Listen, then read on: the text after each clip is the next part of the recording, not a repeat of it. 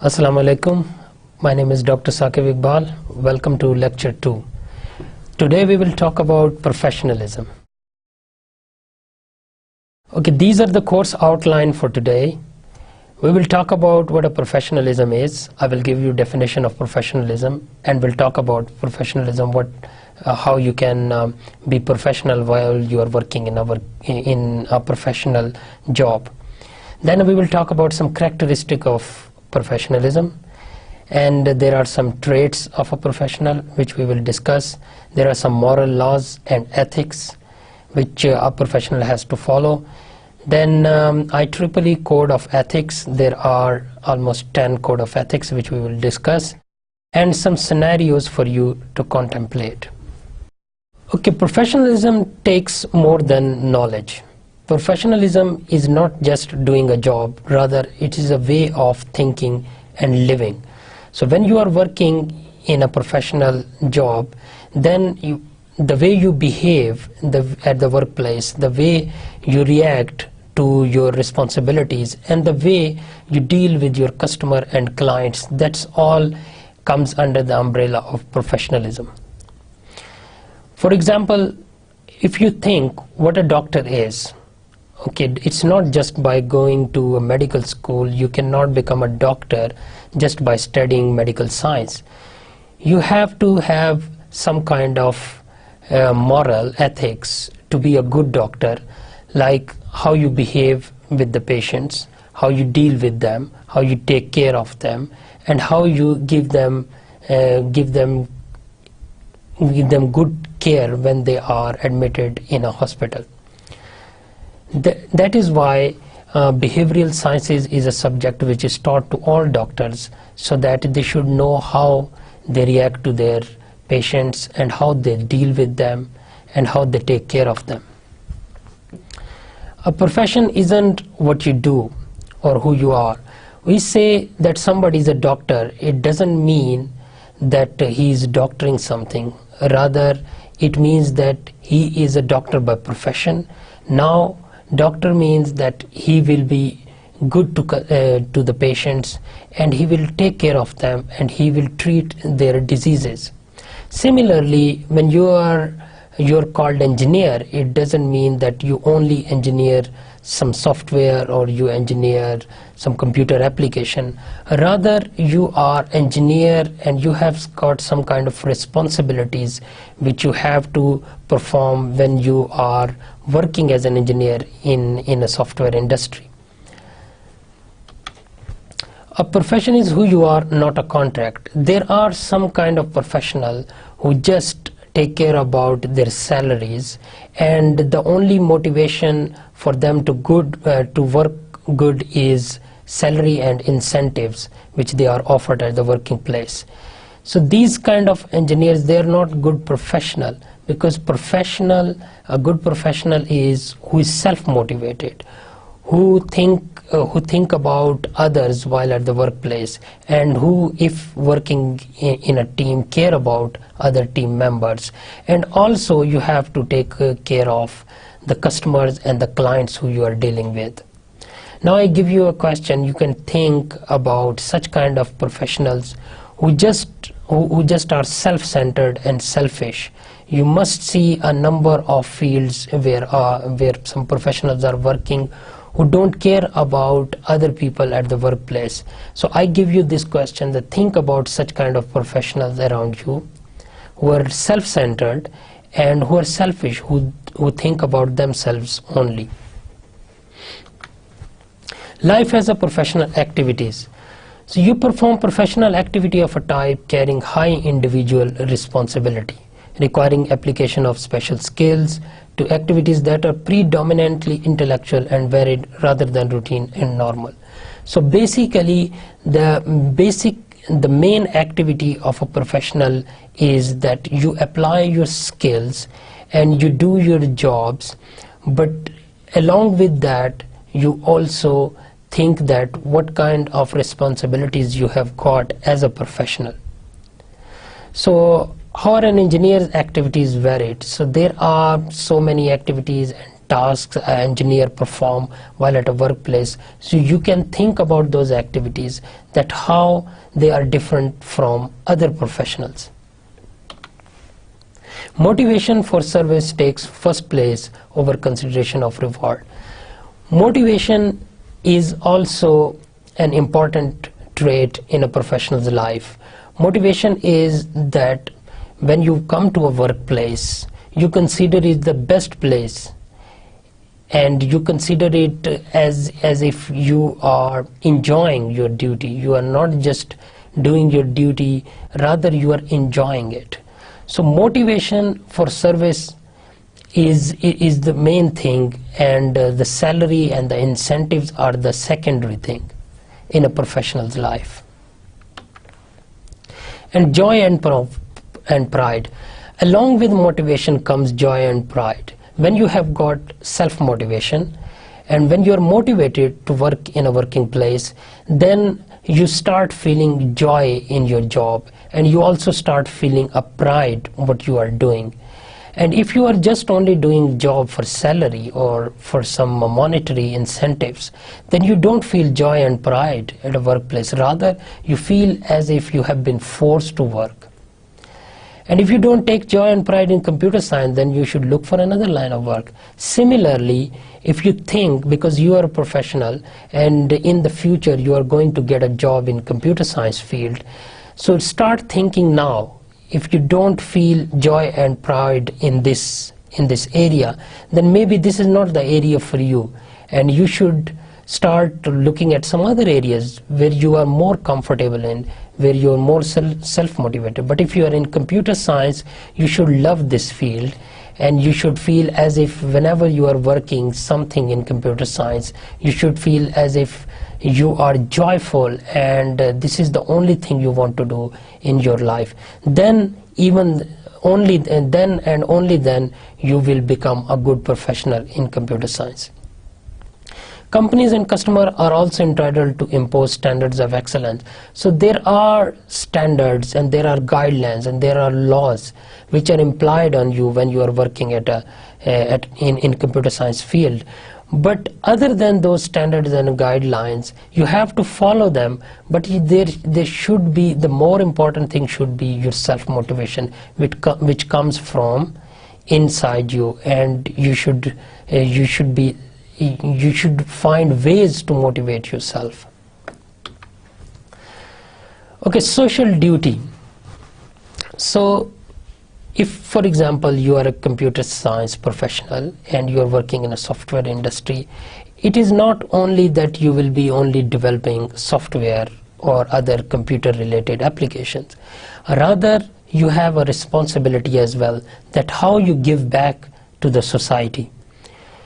Society has given you a lot of things. For example, when you're living in your house, there are streets, there are roads, and there is electricity, there is gas. These are all kind of facilities which have been provided to you by the government, and these have been provided only because you're living in a society.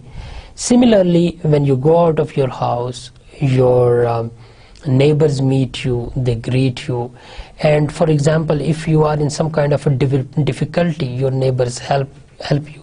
Similarly, when you go to a market, people help you, and even sometimes, for example, sometimes if you are short on money, then shop owners, they give you credit as well.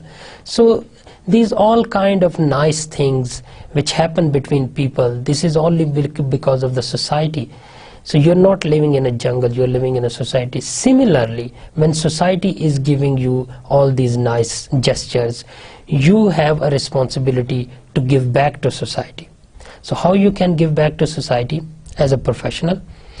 If you're developing a software, you should also consider that who will be the users of this software, and who will be the persons who will be using it, and what kind of nice things I can put in this software so that the users can easily use it.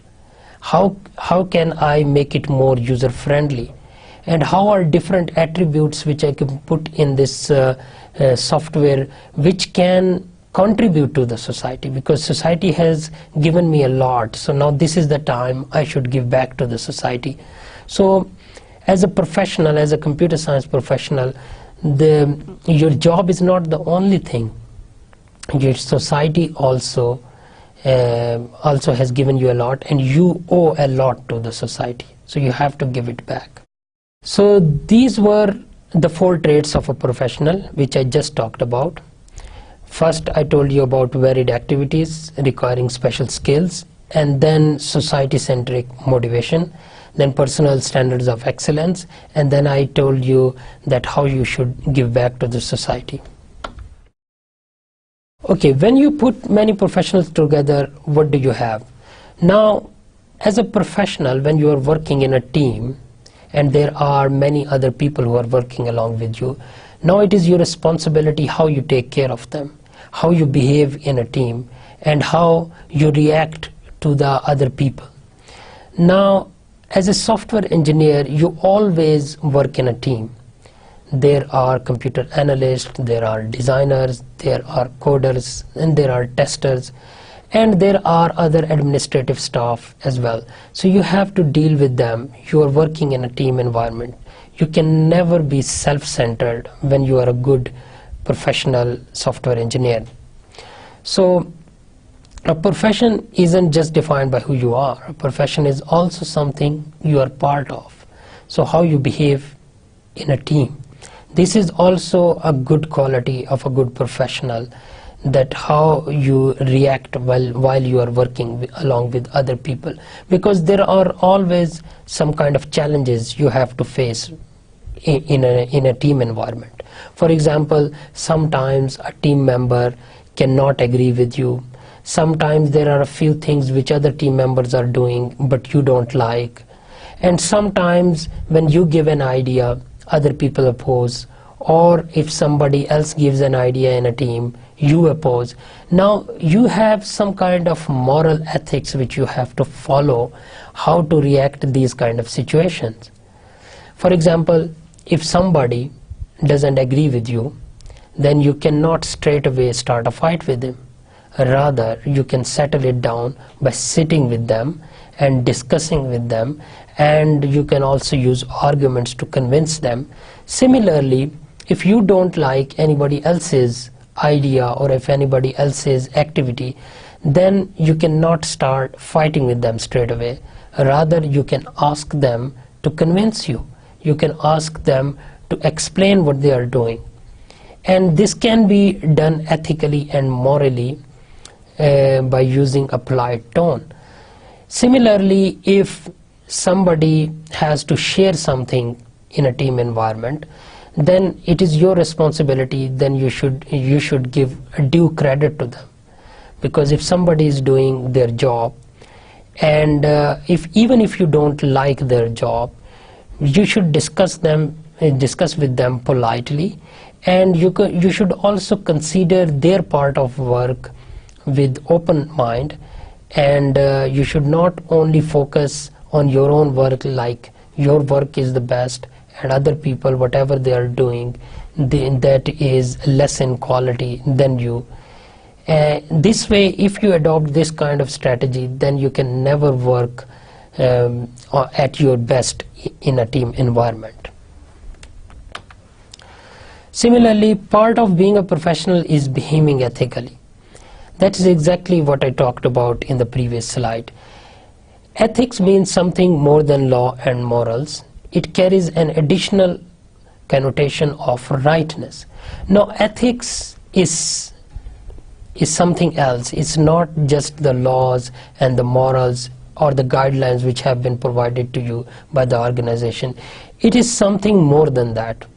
When you are working in a team environment, how you talk to your team members, how you react to their suggestions, this all is ethics. For example, if I give you an example, breaking the law can earn a fine or jail time, and breaking a moral can ruin your reputation, but breaking an ethic can ruin your conscience. So there is a conscience, जिसे हम उर्दू में ज़मीर भी कहते हैं. So there is a conscience in you. if you are not following ethics, it means that you are ruining, you are destroying your conscience, which is a far worse thing than the reputation or the jail time, because you have to live with your conscience 24 hours. So if you are destroying your conscience, and conscience will always ask you questions, then you cannot even live with yourself. It is possible to break all three simultaneously. Well, sometimes some people can break all of them at the same time, because sometimes you can do such thing which is not allowed even in law or a moral or in ethics, but people do that, and of course they are not good professionals. Now we will talk about traits. What are the different traits a good professional should have? First of all, seriousness. Okay, you should be serious about your job. What is seriousness? That for example, if you are working as a software engineer and your time starts from 9 and it goes until 5, now the seriousness is that you reach your workplace in time, and during the whole time you do your work only sincerely. You don't do other things while at work, and then you leave at 5 o'clock, not before than that. So it shows you that you are serious with your job, because you are being paid for that job. Now you have to give back by doing your job properly, and that can only come when you're serious. And the job is only a job, a means to an end. Now job is a job. Now you have to be, you can only do your job better when you are seriously thinking about your responsibility, and you are not doing anything else while at workplace other than whatever has been assigned to you. Okay, wanting to do better. Now the second trait is that there should be a will in you that you want to do better. Now what is that will? For example, if you're a software engineer, you have been assigned to design something. Now there are some other designers who are working on their design as well. Now you should have some kind of an inner competition. Okay, you should think that that if you perform better, then you will be regarded highly at your workplace. So you should always have that kind of self-motivation in you, that you have to perform better than your team members. Now this doesn't come as, this should not be a jealousy, or this should not be some kind of mean competition with other team members. Rather, it should be a positive competition, and that competition should only take place within you. You should not mention it to other members.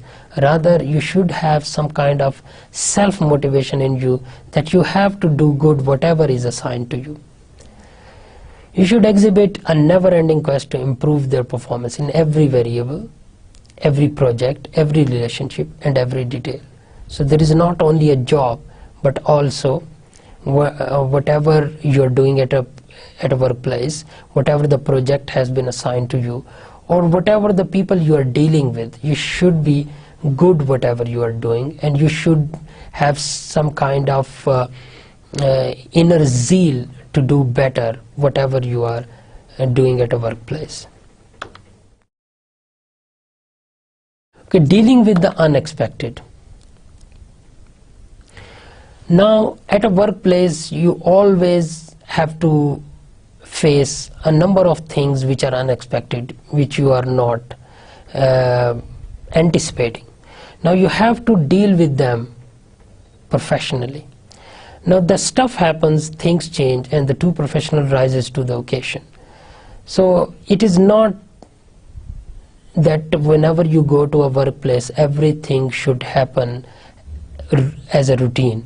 So sometimes if you are doing a job, some bad thing can happen which you never expected. Sometimes something what you are working on could be rejected by higher authority. So sometimes political culture or the inner culture of your organization could change. Now a professional, a true professional, is the one who deals with them positively and who deals with them professionally, and they don't fear whatever the new changes come. Rather, you rise to the occasion and you perform even better than what you are doing in a routine job. Trait 4 is communication skills. Now this is very important. Communication skills is that how you behave at a workplace, how you talk to other people at the workplace, how you talk to your clients and customers. Now communication skills is always important, and you must have seen in every advertisement in the newspaper or on internet, they always demand good communication skills. Now if we just talk about the meaning of communication skill, it is that how you communicate with other people. Now those other people could be your peers, could be your colleagues, could be your bosses, or could be your clients and customers. Now how you talk to them and how you communicate with them, you have to be clear. First of all, whatever you want to say, whatever you want to talk about, you have to be clear about that. How you can be clear about that?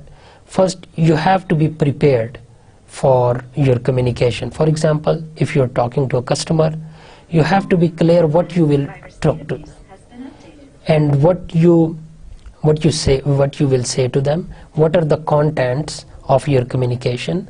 So you should be prepared. If you are well prepared before any meeting, then you will always be clear what you want to say about. And concise. Concise is to the point.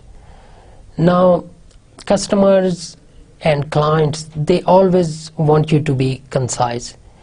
Like whatever you want to say, you should say it to the point. You should not beat about the bushes. Rather, you should be only talking about whatever they want to listen. And how this can happen when you are well prepared. Again, and preparation is a part of duties of a good professional. Confident. Now confidence is also an important trait in a professional.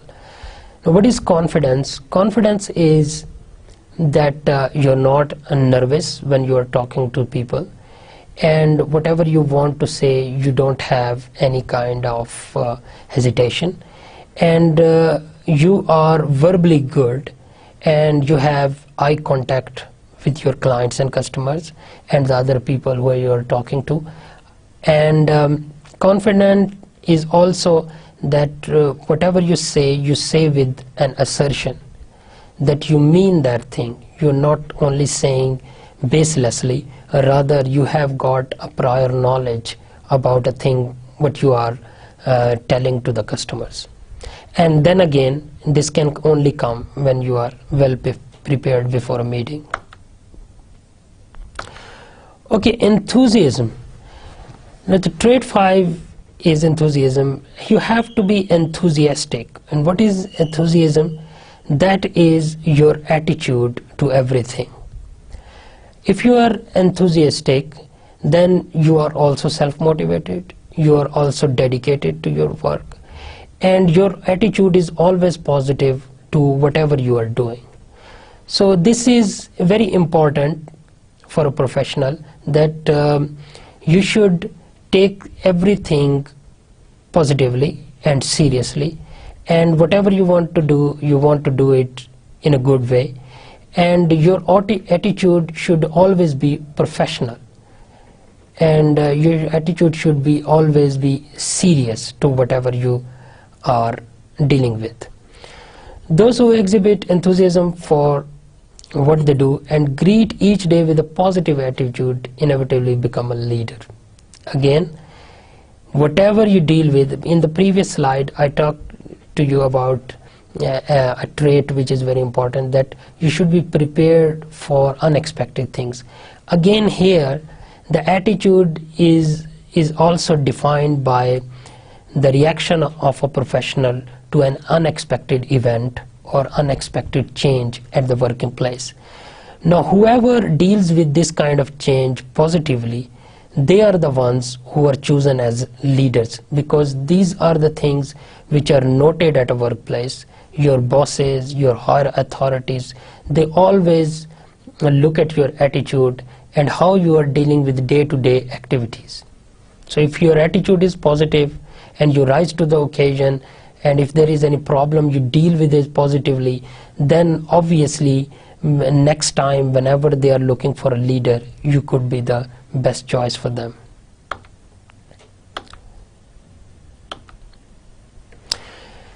Helpfulness is another trait. As we talked earlier in earlier slides, that a professional also has to perform better in a team environment. Now, helpfulness is that kind of trait that when you are working with other people, you should be helpful to them. You should not have any kind of professional jealousy with them. Rather, if somebody asks you for a help, you should always up to it. And similarly, if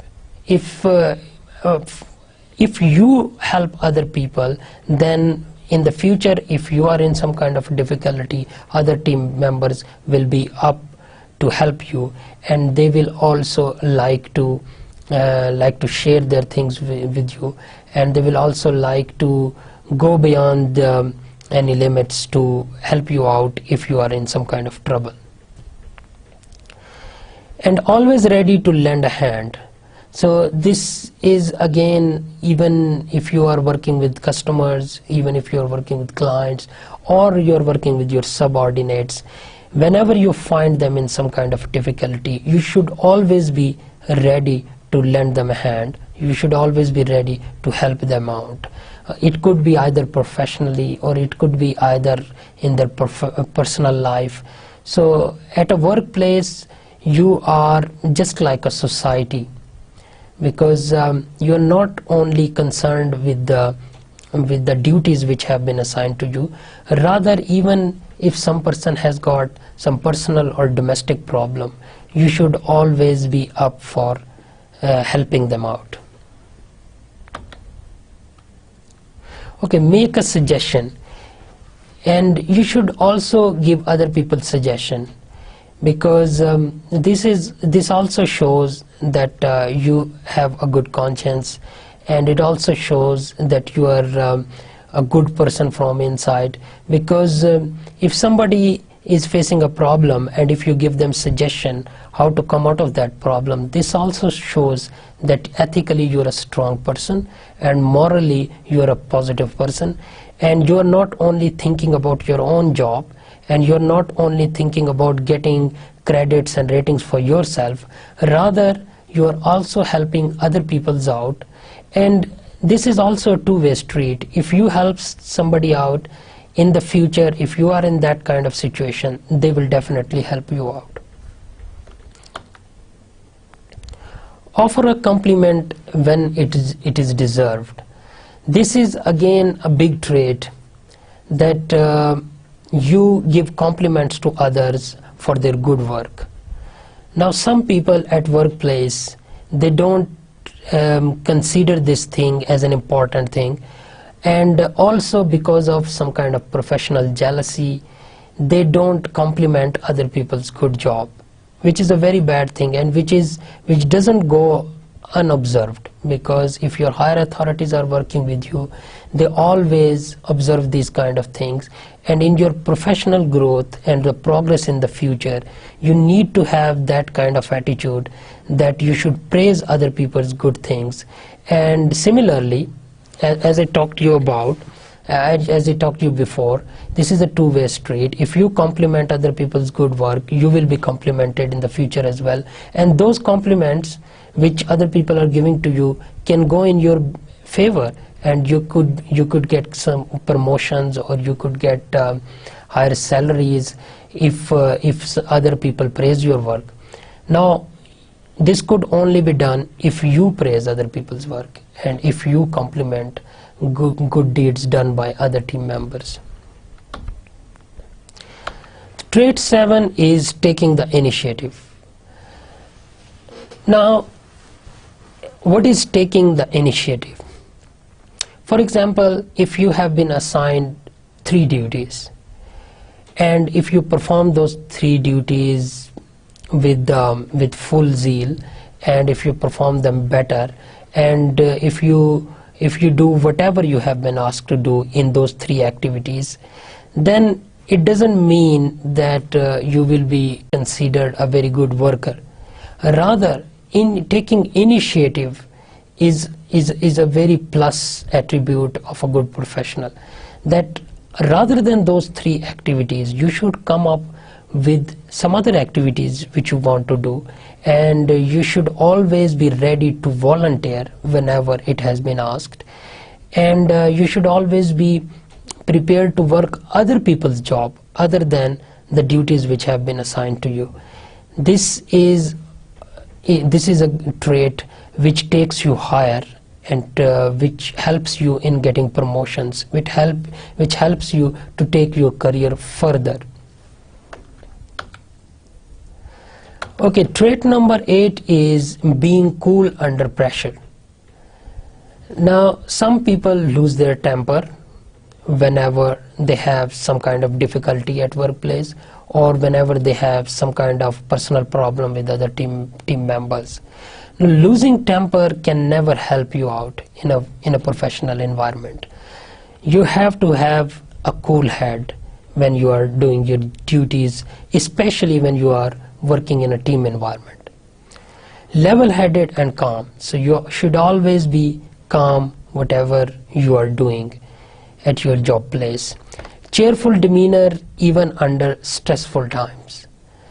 Because when you are in a working environment, you are not at your home, you are not among your family members.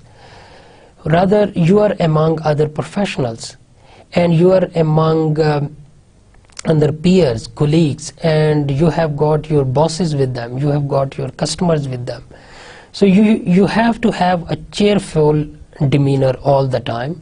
You should have to have a smile on your face, and even under a lot of pressure, even under the environments which you don't like, you have to deal with cool head, and you have to have that kind of cheerful attitude with other people, which is a trait of a good professional.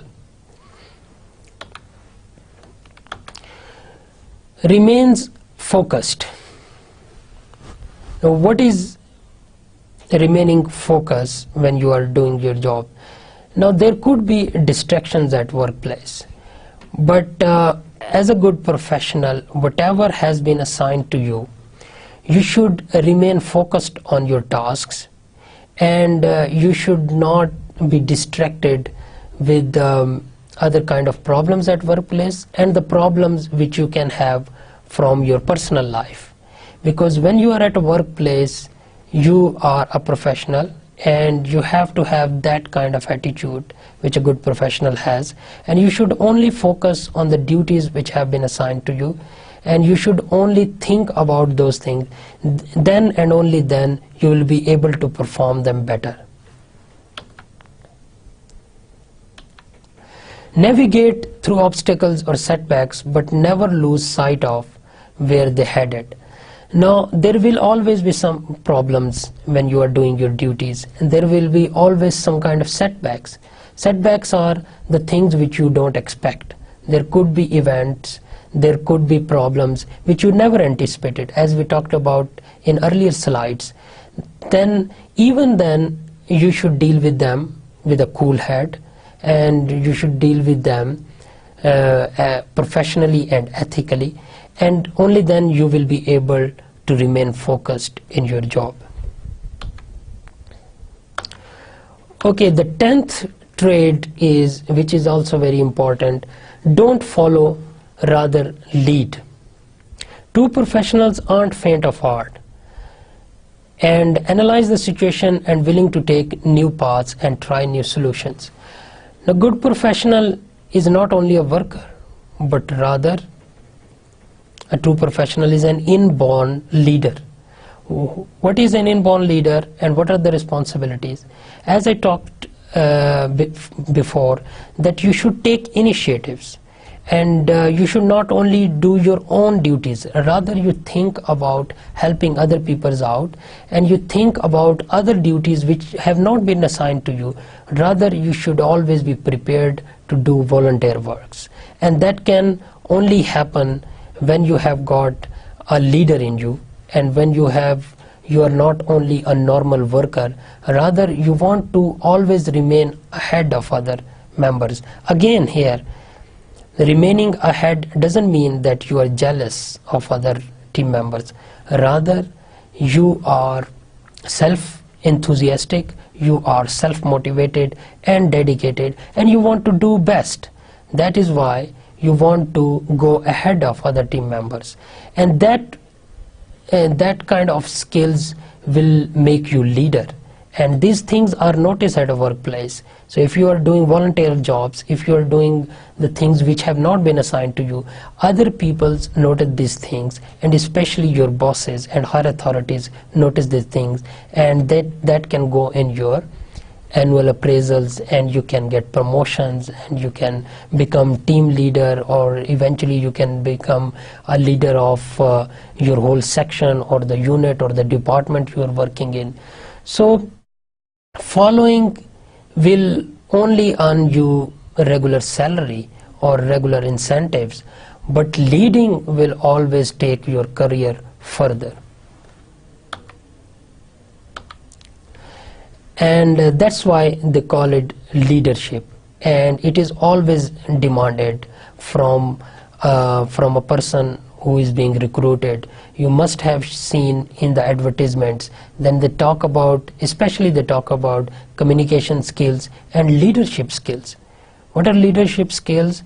Then when you are working in a team environment, you are the most prominent person, and you are the person who always take initiatives and who is always willing to do things which have not been assigned, and that's called the leadership, and that's the person who does possess these kind of qualities becomes leader in their professional life.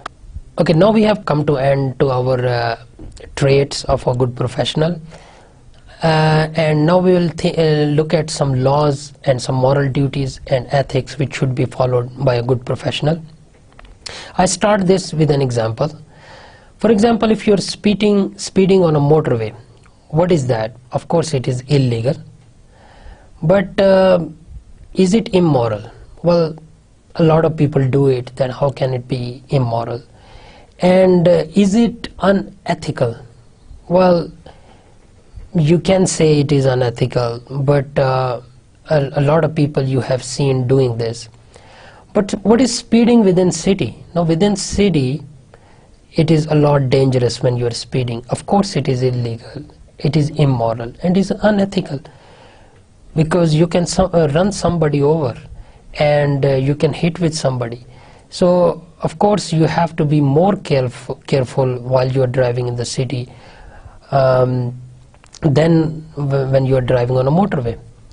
What might a software engineer do that is illegal, immoral, and ethical? Now this is a question for you to contemplate. That think about those situations which comes to a software engineer that could be considered illegal, immoral, or unethical, or which and also try to consider a situation which is legal but it is immoral and unethical. Similarly, think about some other situation which is legal and moral but it is unethical. So this is three kind of points for you to ponder about and to think about. Now we will start with IEEE Code of Ethics. First of all, actions. Now these are the code of ethics which have been written in the law books of IEEE. Now how your actions should be. Public software engineers shall act consistently with the public interest. Public interest is that you take care about society, and you take care about the persons who you are dealing with, and the public who will be interacting with the software or with the application which you are developing, that how you can be of assistance to them and how you can take care of them. Second is client and employer. Software engineers shall act in a manner that is in the best interest of their clients and employer, consistent with the public interest. Again, client and employers are also part of public, but they have got their special position in a software engineer's job. Like client is the person who has given you a project to do, and the employer is the person who has hired you to work on that project. Now these two stakeholders have got some kind of responsibilities, and they have got some kind of they have got an obligation which they are entitled to, that you should give them a good response while you are doing their job. So this also again comes as a good thing which you do in the public interest, but client and employers of course have got a separate position as far as other public is concerned. Okay, in the IEEE Code of Ethics product, software engineers shall ensure that their products and related modifications meet the highest professional standards possible. Now this is also an ethical thing to manufacture a good product. And when you talk about software engineers, then the application which you are developing, that should be of high quality, and that should meet all the standards which have been assigned to you by your organization or which have been demanded by your client and customer. So if you are developing a good software, if you are developing a good application, it means that ethically you are doing a good professional job, and ethically you are doing in the interest of your client and your employer. Hierarchy. Now judgment, software engineers shall maintain integrity and independence in their professional judgment. Now the professional judgment is that how you consider other people, and where do you put other stakeholders in the organization, where do you put your client, where do you put your higher authority, and how you deal with your subordinates. This all comes under the judgment. The good judgment is a trait of a good professional. Management. Software engineer managers and leaders shall subscribe to and promote an ethical approach to the management of software development and maintenance. The set of activities are managed. So at a workplace, whenever you have been assigned a task, you should manage them professionally, and you should take every task professionally, and you should perform them at your utmost capabilities. So managing a software is also very important, or managing the job which has been assigned to you is also very important. Now what is the management? Like, you do your job in time, you do whatever has been asked to do, and you do it at using your all capabilities, and you do it meeting all the standards and the rules and the guidelines which have been assigned to you. So these all comes under the management trait. Okay, peers. What are peers? Peers are the people who are working along with you and who are of the same rank. Profession. Software engineers shall advance the integrity and reputation of the profession consistent with the public interest. Now, profession, when you are working with your colleagues, they all demand some kind of a behavior from you. Like, your colleagues are not your subordinates, they are not your bosses, but still they are the persons who are of the same rank, and you should still give them some due behavior or some due credit when you are talking to them, when you are communicating with them. And if you find them in some kind of difficulty, as we talked before, you should always help them out, and you should always sort out their problems. Colleagues. Software engineers shall be fair to and supportive of their colleagues. This is again the same thing which I talked about, that you should be supportive, and you should be available voluntarily whenever they want anything which is not assigned to you as a professional duty. Rather, if a colleague is in some kind of problem, personally or professionally, you should find a way to help them out. And this is also an ethic thing which you do ethically towards your peers. Software engineers shall participate in lifelong learning regarding the practice of their profession and shall promote an ethical approach to the practice of the professional. Some people, they tend to stop learning when they find a job, because they think that, okay, the learning was only in the university, the learning was only when they were in their college or when they were doing the degree, but now they have got a job, now they don't have any learning to do. This is wrong. This is again not a professional thing, and ethically also this is not correct for a good professional. Learning is a lifelong thing. Okay, the technology is changing every minute, and especially for you people who are going to be a software engineer in the future, learning will be an important thing in your life. With the pace this technology has, and with the innovations coming every day, you will have to keep abreast with all the new technologies. You will have to have a knowledge of all the new technologies and the languages and the computer software which are coming in the market. You should always have knowledge about them. Only then you will be able to perform better. Only then you will be assigned jobs at your workplace, and you will be able to do those jobs at your level best. Only when you have got knowledge and when you have got a continuous learning process. So these were the 8 ethics which are written in IEEE Code of Ethics. First, I told you about how you behave in the interest of public, then how you act in the interest of clients and employers. Then I told you about that how you can produce good quality products, and how you can maintain independent judgment, and how you can ethically manage whatever you are doing at your workplace, and how you can protect integrity of your profession, and how you can support colleagues, and how you can voluntarily help them out, and the pursue lifelong learning, which is very, very important thing. Now at the end of this lecture, I will give you some scenarios which you will think about, and I will give you some questions about those scenarios. I will start with first scenario.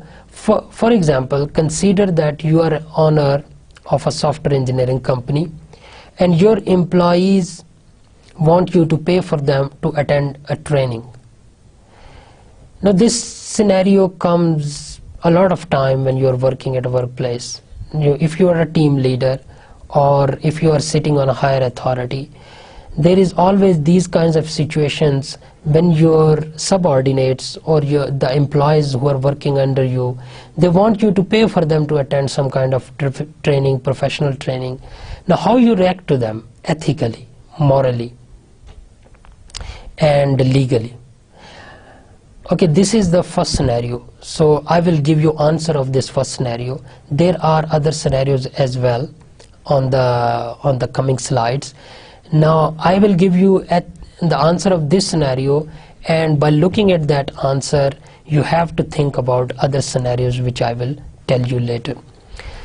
Now the good question, the good answer for this kind of scenario would be that you ethically talk to them in a polite manner, and first of all you inquire about the training which they are interested to do. You have to think about it, that whether that training will help in their professional life, whether that training will contribute to organization, whether that training will help in the professional growth of those employees who want to take that up. And then you can ask about these kind of things directly from the employees who want to attend that kind of training, and that could be either in the form of some written explanation, or that could be in the form of verbal communication.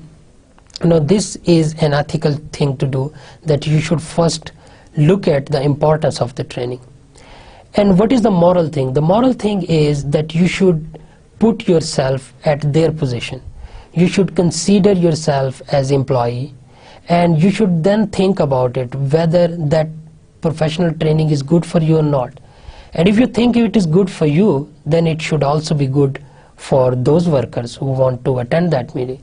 So if you think morally, if you consider it good for you, you should also consider it good for other people, and you should also let them go for that training, and you should also pay for that training as well.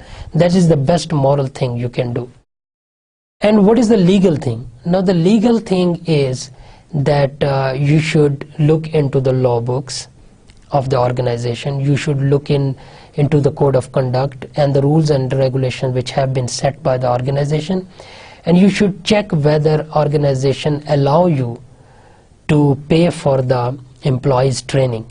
And if organization allows you to do that, and if it is morally and ethically good as well, then you should definitely let them go for that training, and you should also pay for their training as well. That will be the best solution for this kind of scenario, legally, morally, and ethically. Now I will give you some other scenarios. Now it is your job to think about them, that how you will react to these kind of scenarios, looking at legal, moral, and ethical obligations. Scenario 2 is you are the owner of a software engineering company. Your employees want you to let them do pro bono work for a local non-profit organization or company type. I will define pro bono. Pro bono is a volunteer work which you do for nothing. You don't get any salary for this kind of work. So if your employees want to do that kind of volunteer job for a non-profit organization, how you can respond to them, how you can react to this kind of application by considering legal, moral, and ethical considerations. The scenario 3 is that you are head of a computer science department at a university, and your boss or a dean wants you to find a way to tweak your curriculum so undergrads are more likely to choose your department for their major. Now if you are working as a teacher, as I do, I'm also a software engineer and I'm working as a teacher, maybe some of you will have the same kind of profession as I have. Now as that kind of professional, as a teacher, sometimes your boss or dean or the head of department demands you to change the curriculum which you have. Now how you will react morally, legally, and ethically to that kind of application. And the scenario 4 is that you are a software engineer working at a large public related corporation where a colleague invents a new kind of compiler. Your manager sees it as a huge potential cash cow. Now that kind of compiler is maybe it's in demand, and your manager wants to cache it, and your manager thinks that it could bring a lot of revenue to the organization. Now how you will react to that kind of application legally, morally, and ethically. Similarly, there is another scenario, scenario 5. For example, if you're a software engineer at a company where management routinely encourages you and your colleagues to use pirated software. Now this is the big problem, especially in Pakistan.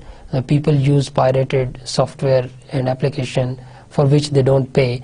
Now if your boss is asking you to use that kind of pirated software, now what are your legal obligation, moral obligation, and ethical obligation to react to that kind of request by your boss? So these were the 5 scenarios, and I want you to think about all these scenarios and come up with good answers that how you can legally respond to that kind of scenarios if you are working as a professional in a working environment. Okay, this concludes our lecture. Now I will summarize whatever has been taught to you in this lecture.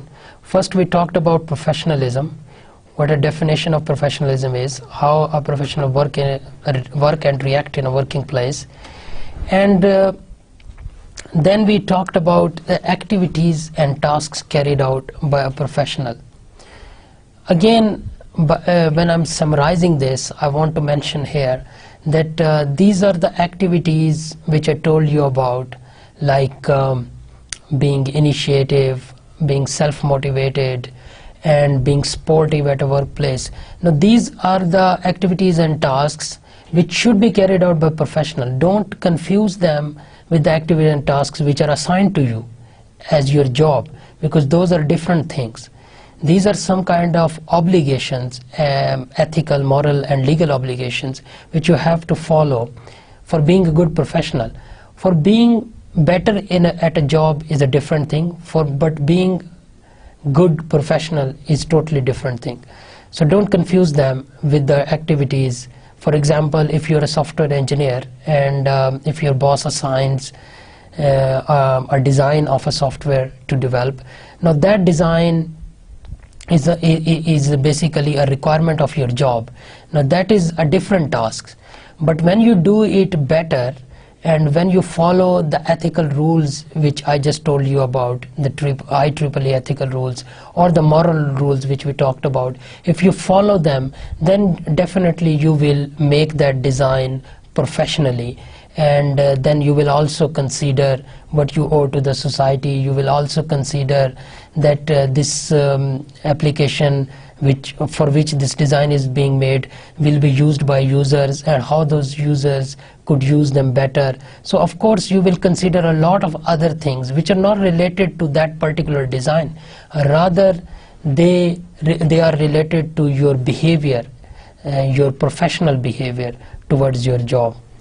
Then I talked to you about traits of a good professional. Now these traits, of course these traits should be present in everybody, whether you are not a good, whether you are not working in a professional job or not. They are that kind of general traits which should be carried out by any good person. But these are the traits which are more important for a good professional. So you have to have these kind of traits. Now this is not just a lecture.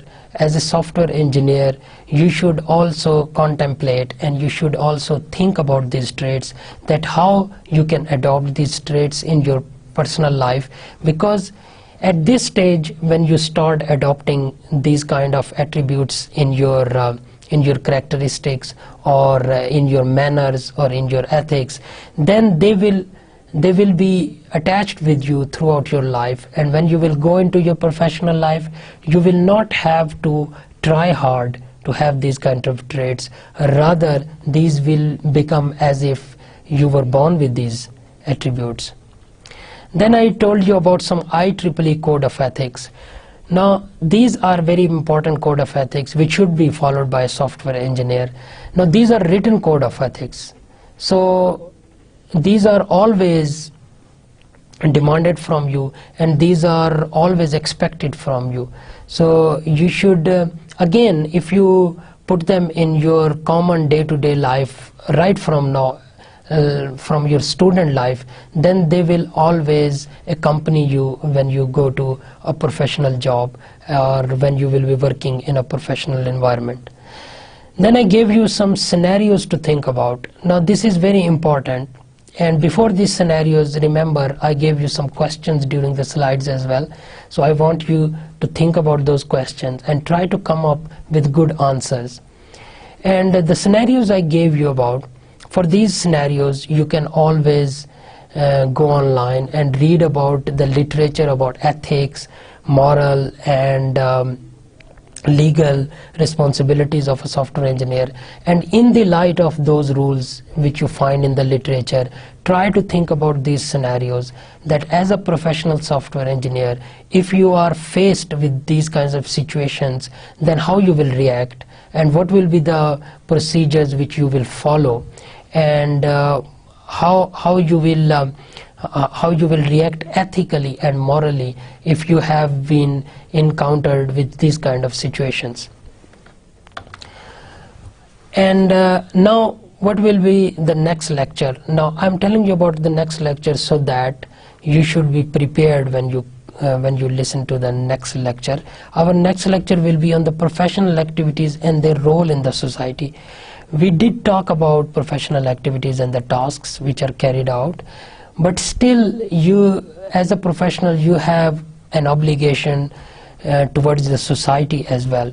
We did study this in only one slides, but in the next lecture we will talk about this in a detail, and we will look at some of the responsibilities which a good professional has to have and has to follow, and there are some kind of rules and standards and guidelines for software engineers especially, which they have to follow to contribute to the society. And then we will talk in detail about the professional ethics. Now I gave you some introduction of the IEEE Code of Ethics, but there are some other ethics as well which entails to computer science professional, and which are also a responsibility of a software engineer to follow. So we will go into detail of those ethics, and we will look into the different rules and regulations which have been set by the organizations or the different kind of bodies and entities which are professionally connected to computer science field. So this concludes our today's lecture, and I will see you in the next lecture. Thank you very much. Allah Hafiz.